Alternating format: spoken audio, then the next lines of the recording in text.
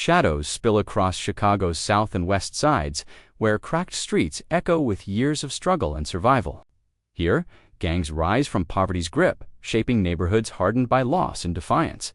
In these blocks, every corner holds a story of power, fear, and the relentless fight to make it out alive. Chicago's streets began shaping their own hierarchy long before the modern gangs took hold. Forged by decades of migration, segregation, and economic decline that carved deep lines between communities. When thousands of black families arrived during the Great Migration, they were pushed into overcrowded neighborhoods like Bronzeville, confined by discriminatory housing laws and locked out of better economic pathways. As industries shifted and factories shut their doors, entire blocks fell into unemployment, leaving young men searching for identity, security, and power where legitimate opportunities had vanished. In these conditions, early street groups formed, first as neighborhood protectors and social clubs, but slowly turning into organized crews as territory, reputation, and survival began to define daily life. By the 1950s and 60s, the landscape hardened. The vice lords, emerging from the west side, grew from a group of incarcerated youth into one of the city's most influential street organizations, spreading their structure through abandoned buildings and devastated districts left behind by white flight. On the south side, the Black Pea Stones rose under the leadership of Jeff Fort, evolving into a highly organized network that controlled sections of Woodlawn with a level of discipline uncommon among street groups nationwide. As these factions expanded, rivalries intensified, each neighborhood carving out its own identity, marked by alleys, blocks, and aging brick apartments that defined the borders between safety and danger. Police presence increased, but struggled against the rapid growth of these groups, shaped by economic force rather than mere rebellion. Housing projects soon became epicenters of this transformation. The towering bricks of Cabrini-Green, the sprawling units of the Robert Taylor homes, and the isolated corridors of Stateway Gardens built vertical worlds where thousands lived in tight quarters with limited resources. Gangs filled the vacuum left by underfunded schools, fading social services, and a lack of employment, establishing their own systems of order within the higher rises. Stairwells became checkpoints, rooftops became lookout stations, and courtyards became negotiation grounds, each space reflecting the tension between residents seeking normalcy and groups fighting for control. Violence rose as territories shifted, with disputes over narcotics markets and alliances, creating patterns that shaped entire generations. During the 1980s, the drug trade injected new levels of conflict. Crack cocaine flooded Chicago's poorest neighborhoods, carried through distribution lines managed by factions that had already spent years solidifying their power. Profits brought heavier weaponry and deeper fractures between rival groups, with the south and west sides witnessing some of the city's deadliest years. Police task forces increased raids, dismantling leadership structures, yet the removal of older heads often left younger, more volatile members in charge. These shifts fueled unpredictable outbreaks of violence, altering long-standing codes and disrupting once stable alliances that had governed interactions between sets for decades. Economic decline continued shaping the environment. Factories that once offered stable employment along the industrial corridors of the South Side closed one after another, leaving behind rusting warehouses and silent rail yards that became informal meeting grounds and hiding places. Schools in gang-heavy districts struggled with overcrowding and limited funding, unable to provide the stability families needed as the city's infrastructure strained under poverty and inequality. As middle-class black families moved to the suburbs, the neighborhoods they left behind saw further disinvestment, deepening the cycle that pushed new generations into the same streets their parents had fought to escape. This history embedded itself into the identity of entire communities, where survival required navigating connections, loyalties, and unspoken rules. Law enforcement strategies shifted again through the 1990s. The demolition of Chicago's major housing projects was intended to break up concentrated gang power. But the relocation of thousands of families scattered rival groups across the city, igniting conflicts in new areas. Former project residents moved into neighborhoods that already had established factions, merging tensions that had been separated by physical barriers for decades. The disappearance of the high-rise territories also meant the loss of communal structures that, despite their dangers, had once provided residents with shared identity and support. As blocks integrated displaced families, the city saw a rise in smaller, more fragmented sets, each controlling tight stretches of territory that could ignite into violence with the slightest provocation. Asterisk. Throughout these years, community leaders, churches, outreach workers, and local organizations fought against the tide, creating youth programs, mediation efforts, and educational support systems that saved countless lives from the pull of street life. But the immense scale of poverty and segregation meant progress often moved slowly, overshadowed by the rapid evolution of gang culture. Chicago's landscape remained defined by stark contrasts: glittering downtown, towers rising only miles away from neighborhoods where boarded windows and memorial candles lined the sidewalks. These contradictions shaped the rhythm of the city, where wealth and struggle existed side by side, each reflecting the legacy of decades of structural inequality. By the early 2000s, the old hierarchies of gang leadership had fractured. Many of the major organizations that once maintained centralized command broke into smaller factions, driven by generational divides and the absence of strong leadership after years of targeted enforcement.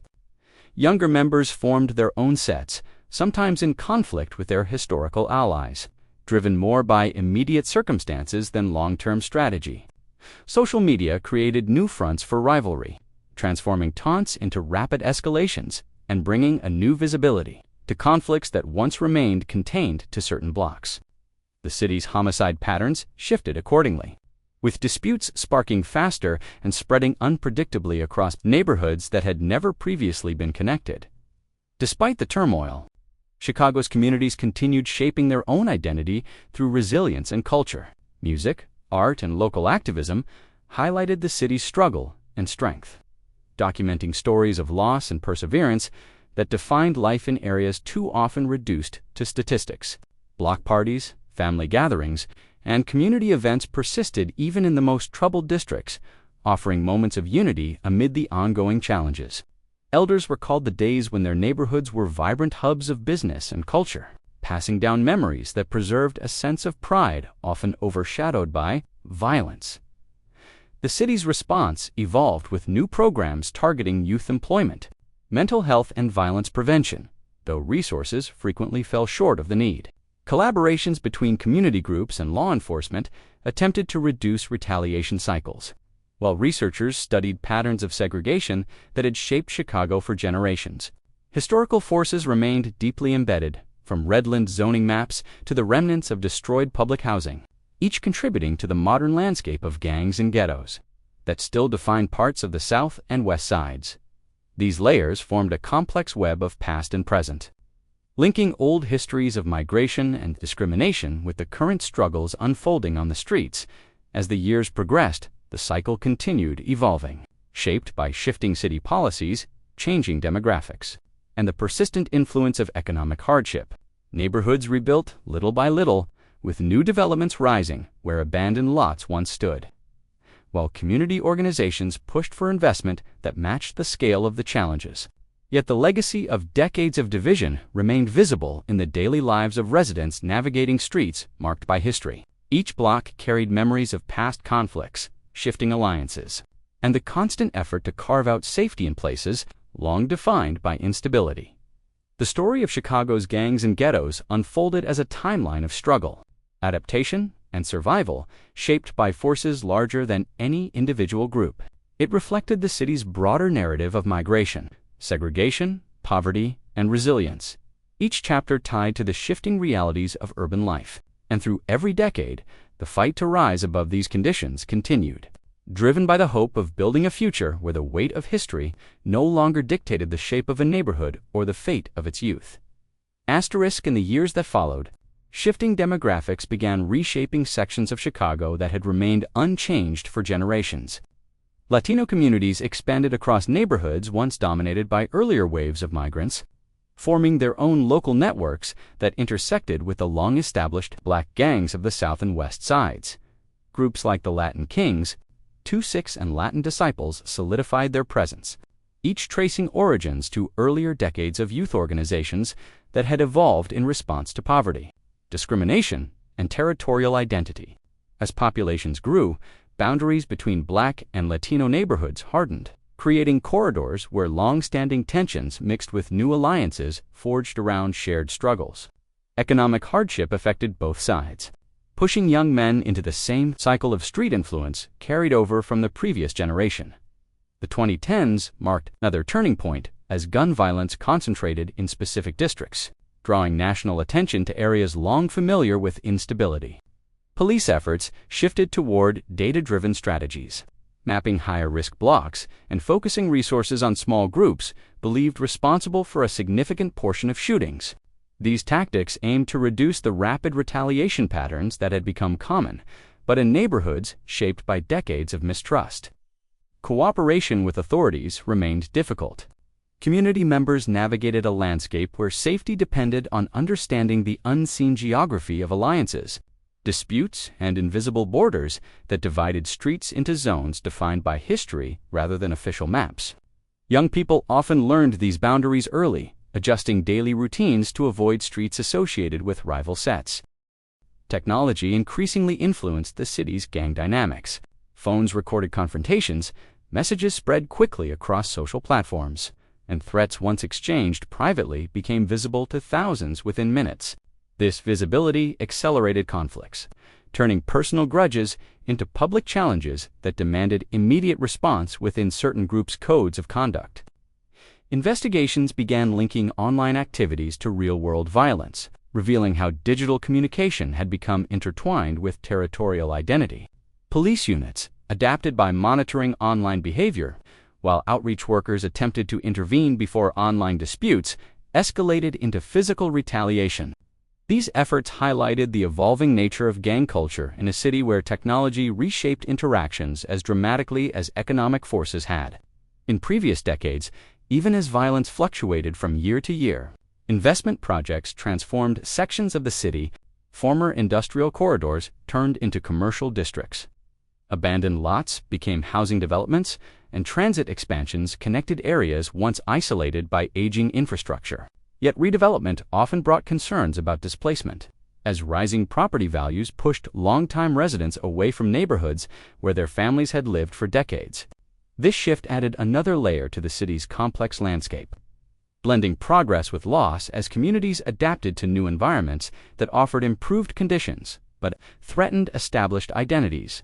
Neighborhoods like Pilsen, the near West Side, and Bronzeville experienced waves of change that redefined their cultural and economic roles in Chicago.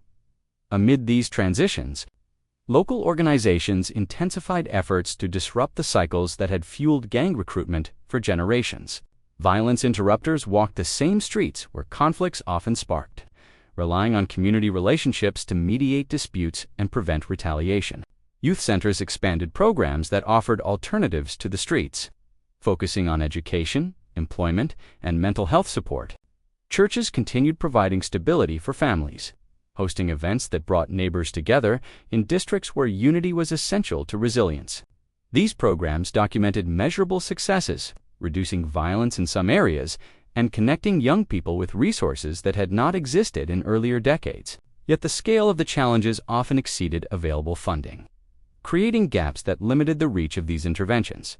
Historical forces remained visible in the city's physical landscape. The remnants of demolished housing projects marked the sites where thousands had once lived in concentrated poverty. Old industrial zones stood as reminders of the manufacturing jobs that once sustained entire neighborhoods. Streets named in earlier decades reflected migration patterns that shaped the city's cultural identity. These elements formed a living archive that explained why certain neighborhoods remained vulnerable to the same pressures that had driven gang formation in previous eras. Researchers studying these patterns traced clear connections between segregation, unemployment, limited mobility, and the emergence of territorial groups that filled the spaces left by absent opportunities as the decade progressed. Some neighborhoods began experiencing gradual improvements. New schools opened with expanded programs, community gardens replaced abandoned lots, and local businesses returned to areas that had spent decades without steady commercial activity. These changes strengthened neighborhood ties and offered young residents examples of renewed stability. Yet violence persisted in specific pockets, where unresolved rivalries and deep structural disadvantages continued shaping daily life. These areas reflected the enduring complexity of Chicago's struggle with gangs, where progress coexisted with long-standing challenges that required sustained investment to overcome generational shifts. Again, influenced the city's gang structure.